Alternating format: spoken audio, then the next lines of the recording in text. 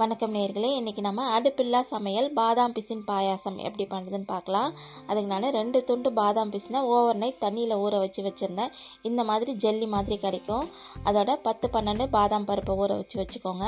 அரை மூடி தேங்காய் துருவி தேங்காய் பால் எடுத்துக்க போகிறோம். அதோட பாதாம் பருப்போட தோலெல்லாம் நீக்கிட்டு மைய நல்லா பேஸ்ட்டாக அரைச்சி ஊற வச்சுருக்க பாதாம் பிசினோட கலந்துக்கோங்க.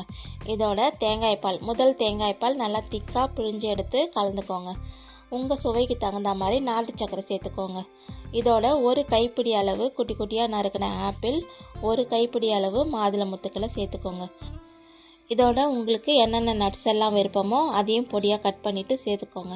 அவ்வளோதான், நம்மளுடைய பாதாம் பிசின் பாயாசம் ரெடி ஆயிடுச்சு. கோடை நாட்களில் இதை நல்லா ஃப்ரிட்ஜில் வச்சுருந்து சில்லுன்னு சர்வ் பண்ணிங்கன்னா குழந்தையும் விரும்பி சாப்பிடுவாங்க. உடம்புக்கு ரொம்ப ஆரோக்கியமும் கூட. நன்றி. வாழ்க தமிழ், வாழ்க வளமுடன்.